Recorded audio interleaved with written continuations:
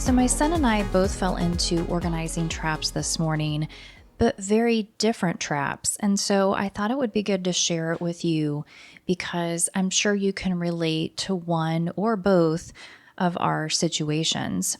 So, my son is working on his summer reading list. I talked about this in previous episodes. He has to read one book that's required for the whole class, and then the second book he gets to pick from a long list. We started the process with this school late in the year to where we didn't even know that we were going to go there until around mid June. So by the time we got the list, we didn't have the whole summer to do the project, which is fine. It's a small project. Now, there are other projects that go along with this. And so that is why I want to make sure that we get through the first book so that we can pick out the second book and still have enough time to get through it the way that we would like, so that we're not rushing and he's trying to read a book and take notes within 2 or 3 days of school starting. So I will go ahead and start with his organizing trap. Now, a few days ago, we were mapping this out on his whiteboard, and I said, okay, you are already through chapters, 1 through 5. So you have chapters 6 through 10 left. And we wrote on the whiteboard that on Monday, he would cover a chapter. Tuesday, he would cover 2 chapters. And then yesterday, he would cover a chapter. And then maybe today would cover a chapter and a writing assignment. And a couple days ago, he realized that when we split it up that way into chapters, the chapters were not equal. One of them was really long, and there was a short one, but 2 of the chapters that were placed together were both long chapters. And so we're talking about it, and he said, that's a lot to read. And I said, well, we can reorganize it to where you don't have as much in one day, or if you prefer it, you can read less today, but then you have to commit to more tomorrow. And he got really excited and he said, yeah, let's do that. And I said, now you realize that you're screwing over your future self, right? And he goes, I don't care. And so I thought this would be a really good lesson because even though I could see the trap coming, I wanted him at 12 years old to see it for himself. And so sure enough, he had his easier reading day. We went in yesterday and one of the chapters ended up not taking as long. And then there was another chapter that was a little bit longer. But he really put his head down and got through the medium hard day. Then we came to the hard day. We've got the 2 big chapters side by side. And so he comes in with a sad look on his face and he said, okay, so this one chapter has 30 some pages. And I said, oh, that's too bad. And then he said, and the chapter after that has another 15 or 16 pages. And I said, well, you have to get it done today. We're kind of at the end of what we had scheduled. And so, you're just going to have to put a lot of time in. And that was really difficult because that was a learning moment. And I actually looked at him and I said, remember when I told you that you would be screwing over your future self? I said, here is your future self. And he shook his head. And I said, but now I think you're going to remember this. I said, your past self made a decision for you now, and now you're sitting here with the result of that. And I said, but here's where we can turn things around for today. Because first of all, it's summer. And secondly, we're not working on a deadline of tomorrow or the next day. And that's what I explained to him. I said, now, if your deadline was tomorrow, you would have no choice. If your deadline was this weekend, you would have no choice. I said, part of the reason that we blocked out the time the way that we did was so that you wouldn't be left at the end of the summer trying to read 2 full books, take notes, try to go to cross-country practice, try to get ready for the first day of school, And I said, I did not want you to be completely overwhelmed. I said, but here is what we're going to do. And so I wiped off the whiteboard and I said, we're going to keep a couple of these things. We're going to keep a couple of our outline. And so I filled in the outline that we had. And I said, now let's just adjust the chapters that you're going to do. So I said, okay, what page does chapter, 11 start on? And he told me. And I said, what page does it end on? And he told me. And then I flipped through to see where there was a natural break within the super long chapter. And I said, okay, so, the whole chapter is 135 to 166. I said, today you're going to do 135 to 145. And then you are going to go take a shower, get dressed, and then come back and do the second part of the chapter. I said, we're going to shift the next chapter to Sunday. I said, Sunday is when we were supposed to go pick out the second book, and we're still going to do that. I said, so we're still going to keep that plan, but then when we come home, you've got to do another chapter. And so we broke it out and we stretched it out. Now, like I said to him, he's going to have a day again like this where there's going to be a little bit more than what's comfortable. And that's because you're making a decision for your future self based on how you feel now. When I was a personal trainer, this is something that we talked about all the time. When you get sad and you start eating without self-control, you're making a decision for your current self and not for your future self. And we do it all the time with a lot of different things. This is nothing new. And we all struggle with it in some form, whether it's task management, whether it's food, whether it's money.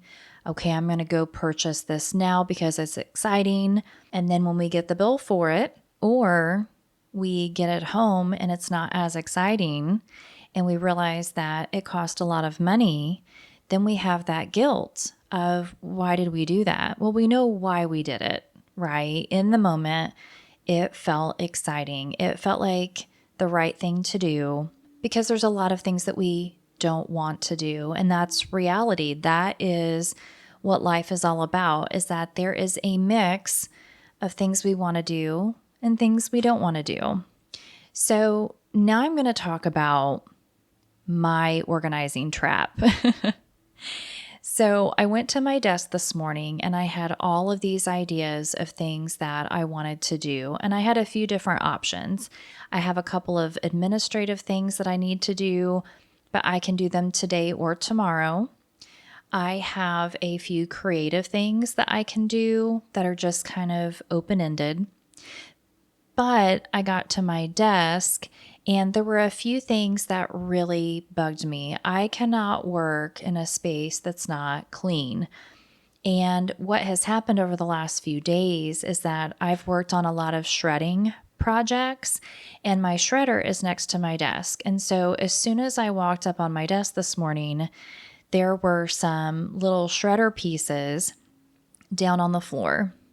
I also have an extension cord that I swapped out for something different the other day to see if I liked that better.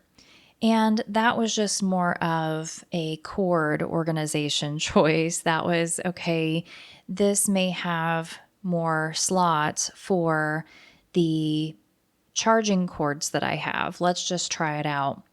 But when I tried out the cord the other day, I couldn't really place it on the floor. I had to place it up on the table beside me. And immediately I was like, I don't think this is going to work, but I'll deal with it later. And that day, I made a decision for my current self that my future self would deal with the extension cord in the future. And when I shredded the papers, I decided that if I've got a big mess of shredding paper, I will pick it up and then I'll take the vacuum and get the smaller pieces. But I had left over some pieces for my future self. And so in that way, my son and I did something very similar. The trap that I ran into was when I got to my desk, I could not work until I got things visually the way that I wanted them to. Now, a lot of us have ADHD. This was something that growing up, no one ever talked to me about. I think a lot of us in the 80s and the early 90s were just told that if we didn't finish a project or if we started multiple projects, that we weren't focused, that we weren't serious, we didn't have our priorities straight, we were procrastinating. But of course, back then, no one ever told us why. And since I'm not a mental health professional, I'm not going to say much on the why part today. But what I will say, something that has helped me, is alternating tasks. And this was something else that, if you were paying attention when I was talking about my son's situation, is that I gave him the option to work on his reading to a certain point, take a break, go take a shower, get dressed, and then come back and finish the second part of the assignment. For me, when I came up on my desk and realized that there was now a few things that were distracting for me, I could have just said, you know what, I'll deal with that later. But I had already done that a few times, and it was to the point where it was distracting. And so without really getting off track and without getting off on a huge tangent, I went ahead and took care of the few small things that were really bugging me. I went ahead and took the extension cord that was off to the side that I had used before, that I actually really liked better, and I pulled it back over to its original spot. I unplugged the new extension cord that I thought would be better, and I unplugged everything from it, which included my computer and my charging cord and my monitor plug and all of that. And so I unplugged my whole setup, and I was just getting ready to sit down and open my computer and get started. And once I got down there and I was unplugging and plugging back in, I noticed that some of the shredding paper had gotten over on that side of the desk. I had a couple of little dust bunnies. I had a couple of dead bugs, stuff that we tend to find when we don't get down on the ground as often, especially under a desk. And so I thought, I just need to go ahead and take care of all of this right now, because my past self, not that my past self was lazy, but my past self had made a few decisions when she was tired and said, you know what, my future self can deal with it later when she has more energy. The good thing is that when I went to do this today, I did have a little bit more energy. And I recognize that I'm not working on deadline. I am not trying to squeeze in things when I don't have the time. There were a few things that I felt like if I didn't take care of it, they would keep building on themselves. And so this morning was the best time for me to do it. So like I said, I swapped out the extension cords. I went and grabbed the vacuum and I vacuumed under my desk. Once I pulled out my little footstool, I realized that that needed to be swept. And then I went and grabbed a wet wipe and I wiped it off. And then I went and grabbed a cleaning rag and I got under my desk and I wiped around the baseboard and the bottom part of my desk, like that little ledge that gets dusty. And so while I was down there and I swapped out the cords and I got everything plugged back in, and I got everything cleaned up, when I came back up from under my desk, I felt like now what I have done is I have made a decision for my future self that she doesn't have to deal with cords, extension cords, and cleaning under the desk at least for another couple of weeks. Now I'm going to vacuum other areas of the room over the next week, over the next couple of weeks. But sometimes I don't have time to do every single section of the room. Sometimes I alternate tasks so that I can get more done. And so with the remaining part of the episode, that's really what I want to talk about is regardless if you fall into organizing traps, regardless if you get off on tangents, regardless if you screw over your future self for the sake of your current self, the most important thing is the way that you budget your time moving forward. And sometimes alternating tasks is the best way to do that. So, what I did, because my son was also dealing with a time management issue, was I swapped out the extension cord for myself. I plugged in the new cords. I walked into him and I said, listen, let's just rearrange your whiteboard really quick. And we did the erasing and the writing, and he helped me in terms of, okay, what pages belong to what chapters, et cetera, et cetera. And then we came up with a new plan. And then I gave him his alternating task. And I told him, look at it this way. Once you go to tennis at 3 and your dad picks you up at 4, then again, you're going to have a couple of days where you have a nice long break. I'm not going to make you take your assignments to your dad's house. If it were during the school year, yes, I would have him take his homework with him. If it were a Friday night and he had a big report due by Monday, I would absolutely have him take his homework, because just because he goes with his dad doesn't mean that he can't do homework there or normal day-to-day stuff there. It's just that it's the summer. He's going with him for 2 days. When he gets back, we still have a couple of weeks to wrap up this project, get the new book, get going with that. And sometimes once you get into a rhythm, you can take on more later. Once you alternate some smaller tasks and you throw in some of that bigger stuff you don't want to do, and then you go take a shower, and then you work on more of it, and then you go eat, and then you work on more of it, it's almost like that snowball really starts going down the hill, and you actually accept your fate.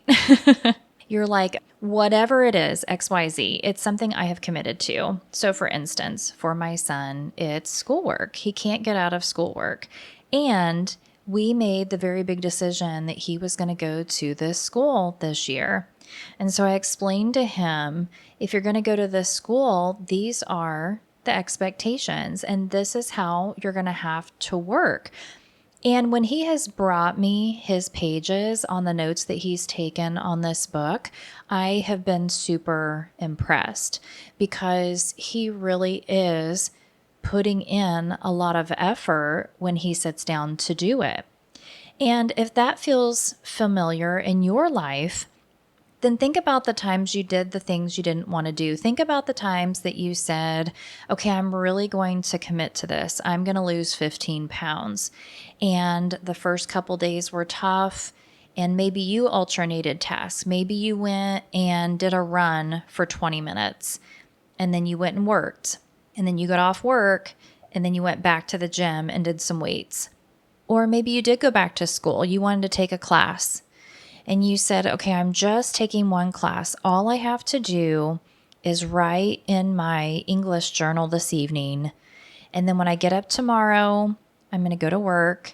And then at lunch, I'm going to go ahead and read 2 chapters of this very small assignment. Then that way, when I get home from work, I can relax for a little bit and maybe do another part of the assignment.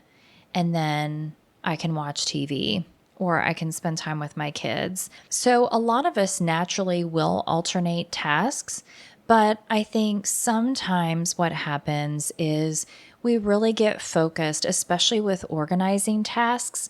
We'll start on a project and we'll say to ourselves, if we don't get this finished today, then we're a failure, because we set out to do this and all these other things popped up in my head. All these other ideas came to me. I realized I don't have the budget in doing the actual project the way that I want. Or maybe I did get some organizers and I didn't measure. I just wanted to see if they would work. And when I put them in there, they don't work, but I don't really have a backup. I don't have anything else. And now I've pulled everything out, or now I've put something in a different room and I don't like it. At the end of the day, we all have these problems. Even if you're a professional organizer, sometimes you will start a task and get distracted. Sometimes you will start a project and realize that there's something that you purchased or picked out or you're trying to swap for from another room that just doesn't work out. Sometimes there's a lot of trial and error, and that doesn't mean that we're failures. It just means that the vision that we had in our head wasn't exactly realistic. And sometimes it is realistic, but we just don't have the budget for it, or we don't have the time for it. And so I think the next time you fall into an organizing trap, you can ask yourself, is this something that is truly on a deadline, or is it open-ended?